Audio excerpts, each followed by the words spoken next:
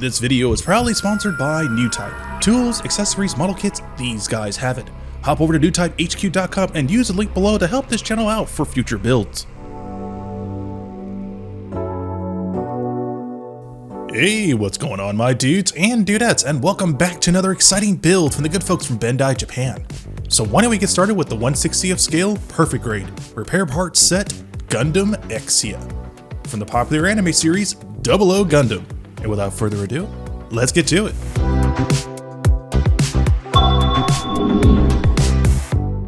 Hello and welcome back my dudes and dudettes to another exciting build from the good folks from Bandai, and if this is your first time to this YouTube channel, welcome. So as of today, well technically last week marks the 3-year anniversary for this YouTube channel, but most importantly it marks the 3-year anniversary for me building my second and probably my all-time favorite mobile suit, L.E.D Exia. And as I said before in the past, Mobile Suit Gundam is pretty much my all-time favorite series now. If it wasn't for L.E.D Gundam, I probably would have no interest in this franchise, but in that time, I was learning how to paint model kits, learning how to do some light shading, and a little bit of weathering. Pre-shading wasn't really a thing for me at the time, but I was still learning as time went on.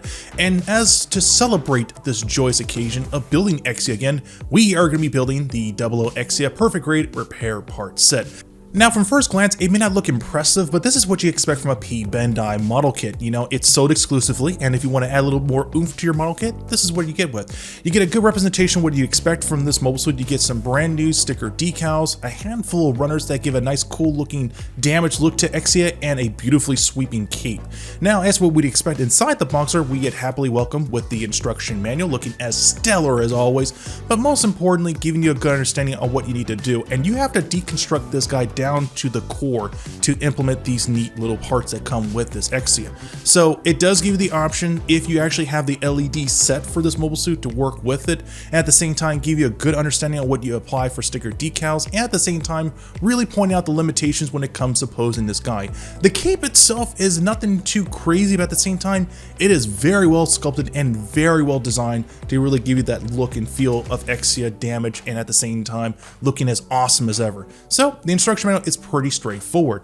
Now when it comes to the actual mobile suit itself, parts are pretty small. You get a handful of broken runners, which are going to be emphasizing that GN blade that Exia uses for close range combat. You're going to get a handful of clear parts that are going to be the nice cracked jewel section of the GN core, which I love that attention to detail. If you look closely, there's actual cracks there to really emphasize that look. Also, you get 2 unique figurines of Setsuna F. Sei, as well as a handful of pre-sculpted and pre-damaged runners that really give that emphasis of Exia like really falling apart. I love that little attention to detail. I would love to implement this on other future model kits down the road, but I like the fact that they went this extra step. Another cool little feature is you get 3 clear pieces for the eyes. One that's going to be emphasizing the classic green eyes, where you get the attachment module for the red Terminator eye that you would see. Beautifully sculpted cape, like I mentioned before. It did look kind of weird looking at first, but I imagine once it's fully painted and assembled, it's going to look absolutely stellar. And last and finally are the sticker decals. Now these sticker decals are pretty much the same that you would get from the perfect grade set from Exia, but there is a little bonus inside. As you can see here, it comes equipped with the additional LED light set for this particular mold. Now, like I said before, if you actually buy the LED light set, this is going to be really crucial to have that emphasis, because one LED lights up one eye green, the other one lights it up red, so they give that nice dynamic look. Final runners, you actually get a handful of already pre-sculpted and pre-broken pieces of the GM blade, which looks absolutely good. Definitely needs a little bit more weathering to make them really pop out, look stellar looking. And that pretty much wraps up what you expect from the part set. So you're probably asking yourself, do I need to purchase the actual perfect grade? You absolutely do, but I would really recommend you get the perfect grade Exia standard definition. But if you have the extra money and you want to get the one with the LED light set, by all means, please get it. It'll make things a lot more efficient. Now, for me personally, I just wanted to buy the standard version because once again, the side of the box art gives you a nice little awesome pose of Exia on the side, but in the back, this is where all the magic really happens. You get various examples of dynamic poses that you can put this guy on in its own designated action base. Everything from a crouching pose to an air dash, or even like a nice vertical static pose. This guy looks awesome. On top of that, comes with tons of gimmicks with opening and closing hatches, tons of actually pre-sculpted hands, bunch of weapon accessories, and last and finally is the biggest gimmick for this mobile suit is the LED light set. Now, like I said before, standard edition does not come with the LED light set. You're going to have to purchase that separately. Now, let's take a look what's inside the box.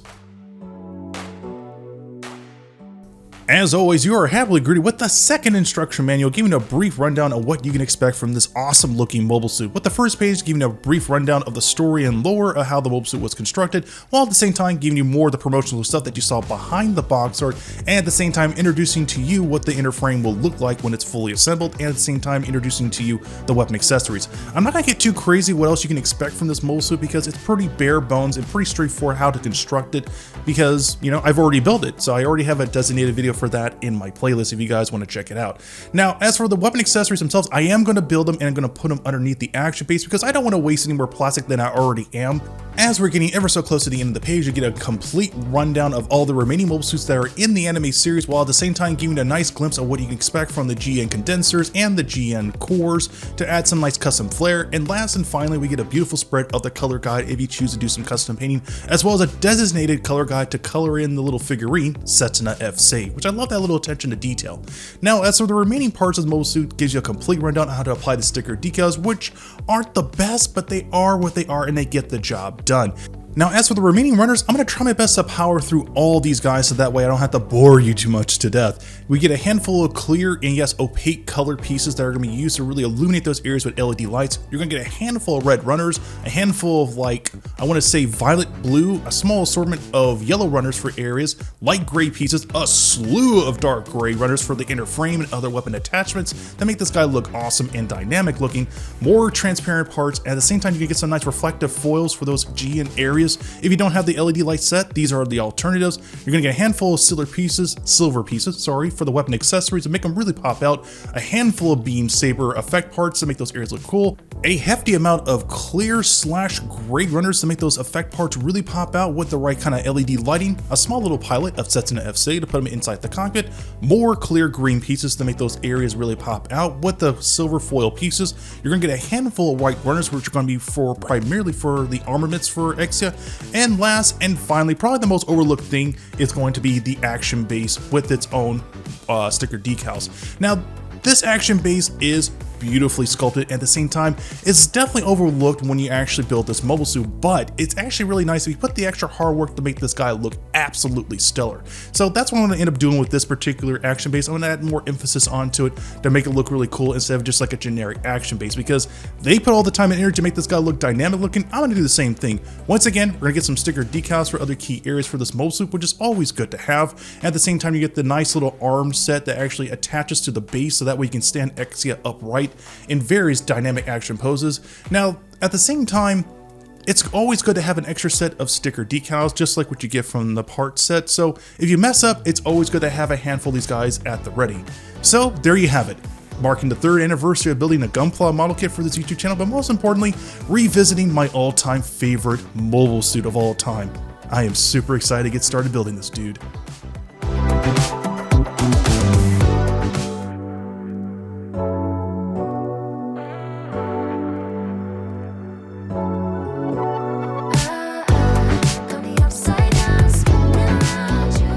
Alright, so before I get started, I need to take a step back and evaluate what areas I want to tackle first. So primarily it makes sense to tackle the weapon accessories first because they're kind of looked after last as like a filler, and I don't want to really not give a lot of love and attention to those weapon accessories. I want to actually pull the bells and whistles and make them look cool and dynamic looking. But the thing is, you're not going to really need these weapon accessories since you're building the part set Exia. Now, if there's one thing I really need to stress and I need to reiterate, if you have the funds to actually buy the LED light set, please buy them. It'll definitely take the stress out of the pocket. But since I'm going to be rocking a handful of LED lights from Evans Designs, this is probably by far going to be the hardest, by far the most challenging perfect grade that I have actually had to build from scratch. Now, I understand that the Bandai has already taken the liberty of making a lot of areas exposed to make LED light wiring possible for their LED light sets, but since I'm going to add a little bit more emphasis to them, I want to add a little bit more of a dynamic look to make these guys look really stellar looking.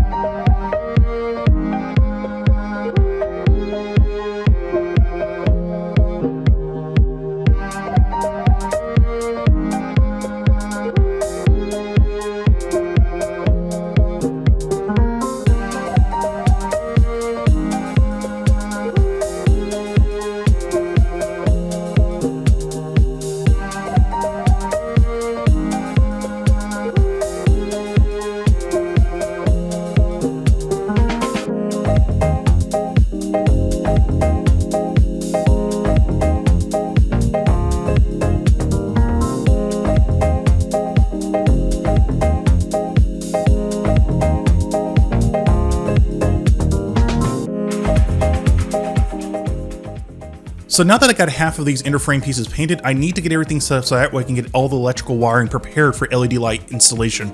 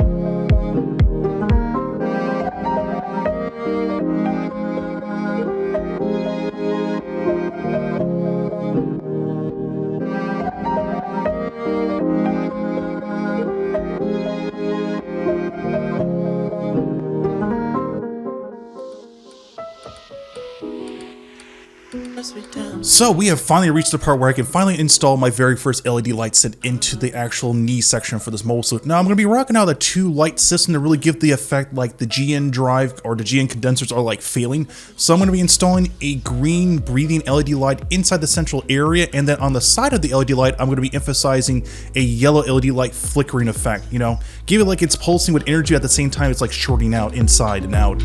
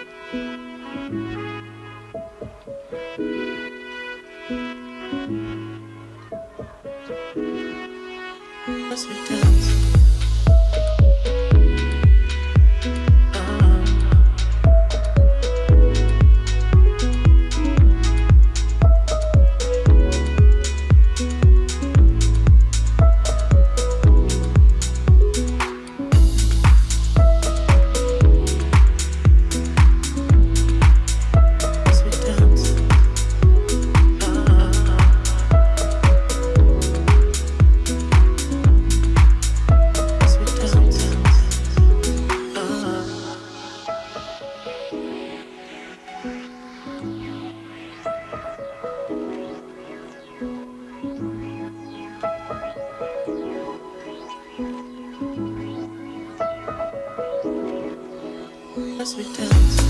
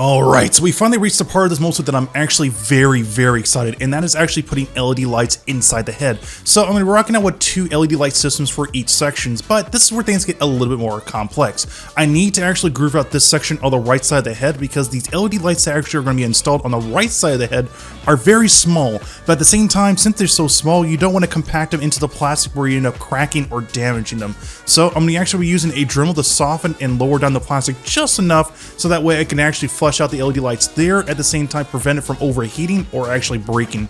But most importantly, with that extra hollowed out area, I can actually follow in all the electrical wiring going to each section.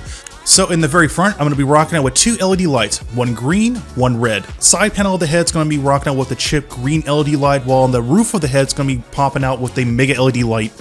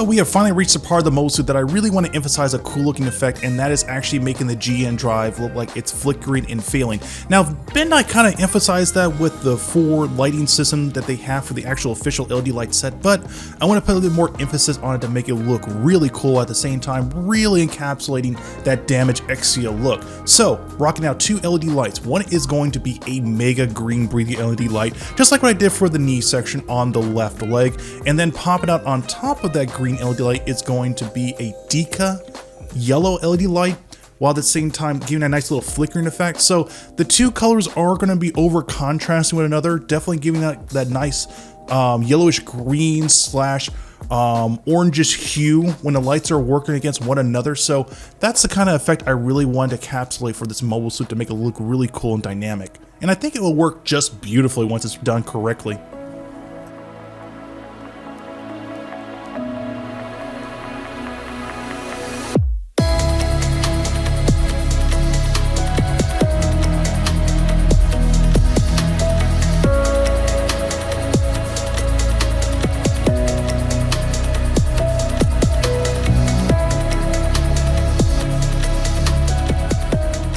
Alright, now we got the main body done, it's now time to tackle the remaining runners for this mobile suit. So I'm going to be basically just focusing on getting the hands done, followed by the other additional runners. Now this particular area does not need to be painted, but it definitely helps add a little bit more extra work to make sure it looks really good and doesn't stand out amongst the other runners.